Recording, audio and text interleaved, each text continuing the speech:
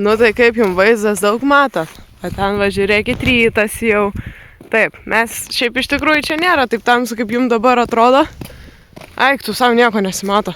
Tamsa jau panašiai, kai aš baigiu darbą, tai išeinu su tamsa, grįžtu su tamsa. Pradedam nuo ponio, tada 2 klientukai ir tada dar 2 jaunės ir Terezėlės ant galo. Nu tai ta proga, kad mes labai gerai matome, čia yra ponis po manim ir čia yra Nemo. Nu ne po manimo, dieve brangu, šalia manęs, atsiprašau. Čia ponis, ten kažkur Nemo. Tai pirmą pradedam nuo ponio ir keliausim į pievą padirbėti šiek tiek. Šiaip visa hebra už manęs, tai kad jūs labai gerai turbūt matot juos. O, terytė. Ta proga, kad manęs nesimato, pafilmuojam. Šiaip tais blemba tokį per Halloweeną. Radamės ponį, kurį jūs galite tiesiog puikiai nuostabiai matyti. Šiandien su poniu antras į gyvenime bandysim pariščiuoti be kordo ir dar pievoje, o jinai pievoje labai excited būna. Mūsų jau visi žirgai, o dieve, kodėl flešas įjungtas? Pagaunat. Aš apsiverksiu, jeigu reiks su 6 žirgais, o taip kiekvieną dieną. Gal galim kaip nors išjungti mes tą šaldymą. Pamatysit, kaip mums sekasi su šitų mažų žirkienų. Šiaip, jinai yra labai faina jot, bet jinai išsispyrus aškytė, bet vis tiek labai fainas ponis. Buvo patenkinta, kad mes pievą varėm, bet su juodu buvo įvairių bairių pievai. Su penčiu buvo visai neblogai ir šiaip labai atsipalaidavus. Tai aš manau, kad ateityje, jeigu vaikai sugebės iš jos išsiprašyti kažko, tai jinai bus belenkai geras ponis. Oi, gerai.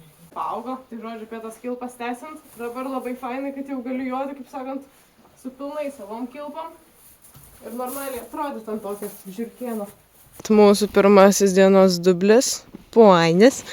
Jinai dabar eis į pievą, va ten va einam, kur gražu.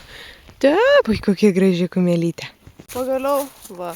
Tai mes čia dirbam žiemą ir kai būna, va, nesąmonės aikštėj, tai dabar prasivaikysim kukulį šiek tiek ir tada varysim jot. Kaip nors, kur mano laiptukas. Tai kiek iš čia turim žiūrovų pasiilgusių 25 metų žiemos ir rudenio, nes jeigu bent vienas iš jūsų pasakė, kad pasiilgot, aš manau, jūs meluojat. Jeigu jūs mano, kad minus 20 buvo linksma, nežiūrėk šito video. Iš tikrųjų, aš jau nuo pavasario mentališkai tiesiog ruošiuosi, kaip reikės išgyventi, jeigu vėl bus tokia pati žiema, o labai tikėtina, kad tai bus, nes su visais šitais atšilimais jau pažiūrėkit, kokią vasarą tragišką turim. Tai kas bus žiemą, aš tiesiog žiauriai bijau pagalvot, bet vienu žodžiu, matot, kaip koldūnėlis bėga ir sportuoja. Laukiam dabar Katrinos, kur mūsų Katrina nėra dar Katrinos, ponis kažką šiaip mato. Ir jo, eisim dabar, pažingsniuosim truputį. Ai, graži kumelė. Kaip palyginus nesenai apjoto arkliuko susitvarkyti kilpas balne ir ponis stovėjo taip gerai, jinai tokia šaunuolė. Aš labai džiaugiuosi, kad ji nesugalvojo manęs numest. Ir ponis varo. Daug kito atsiskaitimų savaitę rašo. Šitą tai nelabai. Tais. Haha, šiaip žinokit, žiauriai didelė užuojauta visiems, kuriem dar reikės šį rugsėjį grįžti į mokyklas. Aš jūs taip užjaučiu, nepasiilgau mokyklos labai. Tai vienu žodžiu, bet žinokit, išgyvensit, pavarysit ir viskas bus gerai. O dabar tiem, kurie klausia, kodėl mes žiūrim 25 metų video tie, nes aš jos esu nufilmavusi ir aš tiesiog nenoriu, kad visas darbas būtų nuėjęs veltui.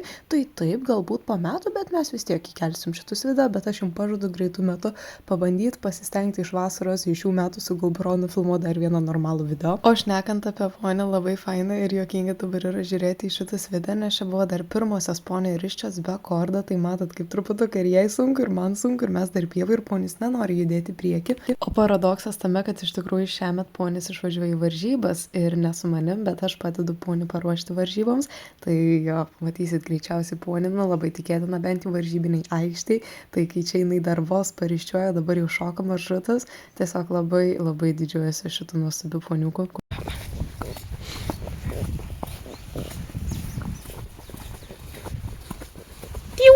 Saulytė. O, kaip gražu. Vėliau šiaip buvo visai gerai, aš labai džiaugiuosi, kad jinai buvo palyginus drąsi, aišku, buvo zbitkų, bet čia ponis ir čia jos charakterio bruožai. Tai susitvarkėm su zbitkais ir buvo viskas super. Dabar vienas video iš Katrinos treniruotės, nes po ponio turėjom Katrinos treniruotę, tai čia dar irgi Katrinos, kaip sakant, prisiminimas, grįžimas į jojimo, dabar jau panelė zovaduoja, tai wow. 2 treniruotės iš 6 šiandien baigtos, ponis prajotas, Katrina su Nema irgi ką tik baigė ir dabar eisim su Rimgailė ir Širme į mišką pasivaikščioti ir tada mano 3 jojimai laukia. Žiūrėsim, kaip mums seks. Šiaip jinai labai faina, jinai tokia energinga, karšta moteriškė, bet faina. Tai šiandien šiaip su Juode, aš manau, turėtų viskas būti labai gerai. Ačiū jai. Čia yra mūsų pagrindinė grumė gelbėtoja, filmatorė ir viskas mano akimis, kiek mes dirbam, tai labai gražiai kumelė juda, beveik dresažinė.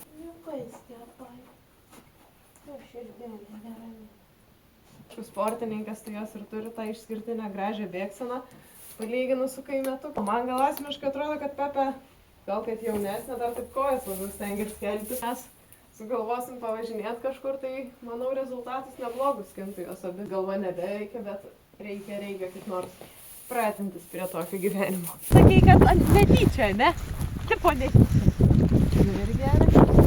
Ir keliamės į Pepės treniruotę, kitaip tariant Juodės. Šiame su ja, man atrodo, dar tik Zovados pradžia buvo, o šiuo metu mes jau esame suvaržybavusios vienose varžybose ir netgi taurę parsivežusios. Ir iš tikrųjų, pirmasis jos debiutas buvo žiauriai sėkmingos, pirmos varžybos, pirmas startas ir pirma vieta, nesmė, kad buvo labai mažai dalyvių, bet vis tiek pirmą vietą turim. Autobusų matą. Vazuoja. Čia šitą dieną tiek įvairių dalykų mes į pievai su Meda, atsimenu, prisižiūrėjom ir autobusą matėm, tada kažkokie garsai keisti pradėjo iš niekur atsirandinėti, pamatysit per terio treniruotę. Tai vienu žodžiu, pieva apsėsta, bet aš į pievą grįžti nenoriu, nes pieva reiškia greičiau autobusą. Paaiškinimas naujiems žiūrovam, kurie galbūt mane nesenai pradėjo stebėti, tai ką mes čia veikiam šitoj pievoj. Esmė tame, kad rudenį aikštėje būna šakės ir mes keliamės į pievą, kurią mums labai leidžia mielai pasinaudoti. Tai žiemą keliamės pievon. Gerai, kad nematėt jas veido dabar. Prakeikia visom įmanomam prakeikimais. Sekanti treniruotė buvo su Penčia, tai čia dar irgi matysi tik tai Penčias, kaip sakant, pradmenis visus, o dabar mes jau su jie ir varžybose buvom sudalyvavusios netgi. Filmuoju, gerai. Jeigu dar manęs klausit, kodėl mano telefonai dažnai dūžta, tai žinokit, jie dažnai skraido žirgyne. Bent šita pasikūrus. Eik tu savo, žinau, kokį perėjimą padariau, čia reikėjo pamatyti. Būna, žinokit, dar irgi toks variantas, kad kuo daugiau dirbi su žirgais, tuo greičiau stogas pradeda čiuožti, tai nekreipkite dėmesio, bet žinokit, su Meda liūdna nebūna, jeigu Medai gera nuotaika, viskas bus gerai. Tu, jeigu mane suėšė kažkoks gyvulys, blem, bet tai va. Babai pasakius. Galiu atrašyti labai gražu. Mamytė.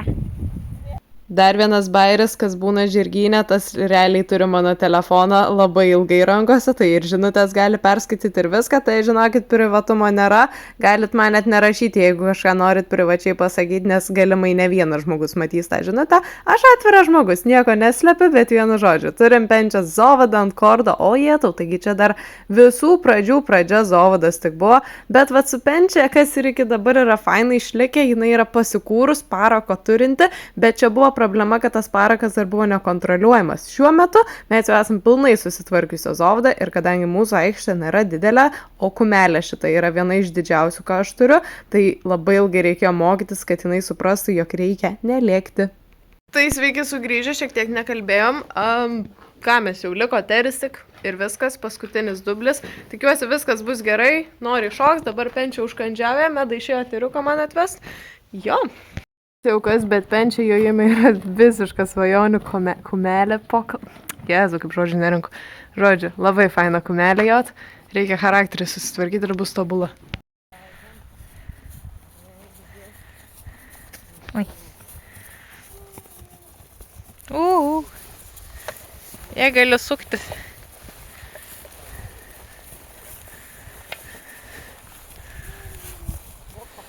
Štau sakiau. Ką? Dar ant daugelį užsiimti.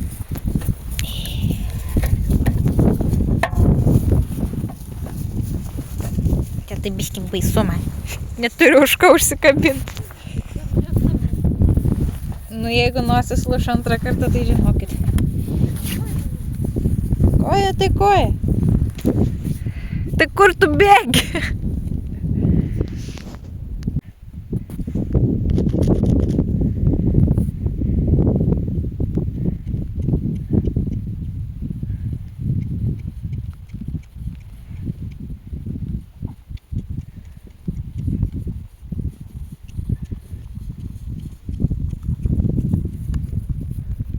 Aš sukuosi ir mano pilvas daro keistus garsus, aš nesuprantu.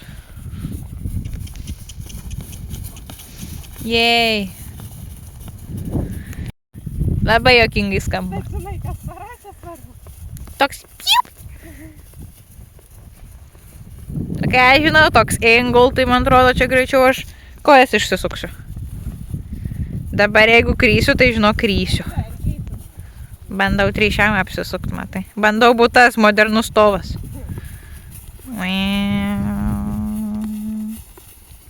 Ta, 1,10 m šuolį labai gerai atmenu. Bėgo, viskų nugriovė. Madrelį. Gerai, leida. Vaikinė. Kaip greit metai praėjo, man toks jausmas, kad mes dar nesenai naujaką su mumis šventėm visais. Greit. Vaikinė. Kaip greit metai praėjo, man toks jausmas, kad mes dar... Ja išsiunčiau dėl to, nes jinai kažkaip nežinodama labai užtaikė apie metų praėjimą.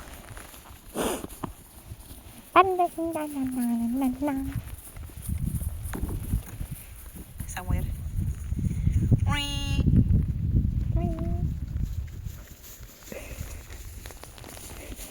Yeah.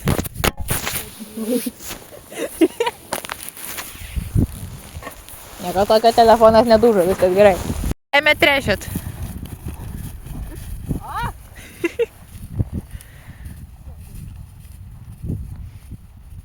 Palauk, ne ten atsistoju.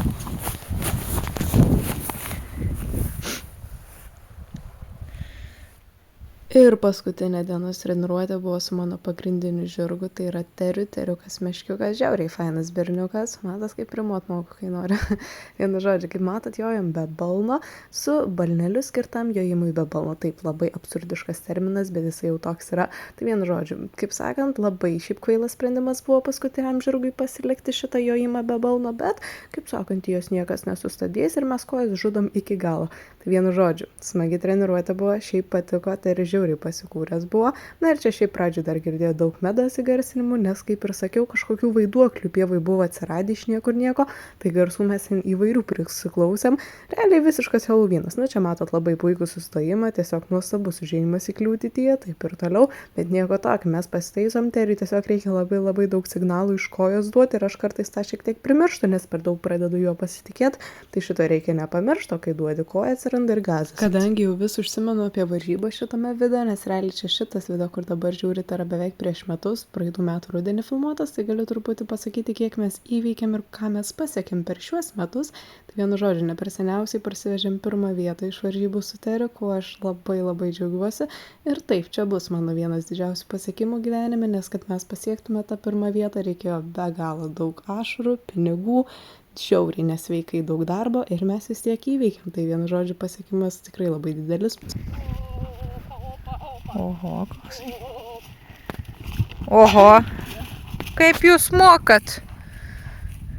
Čia teriukas jau pajautė, kad man paskutinė treniruotė, raitelis truputį pavargęs ir jis pagalvojo, pagazuokim, pažiūrim, kiek daryti jie turi, kaip sakant, galios, tai pradėjau truputį feilint, bet vėl susigražinau kontrolę, grįžom į balną ir vėl susitaikėm su teriu, bet čia man patinka, kai jisai aktyvus, tai tada smagiau jo tai būna.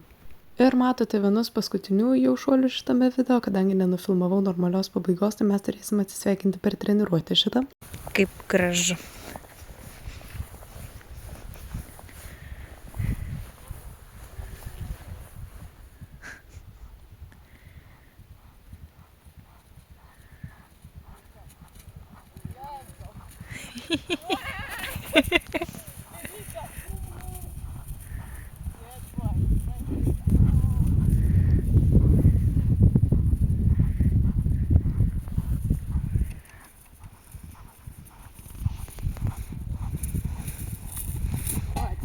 Jei.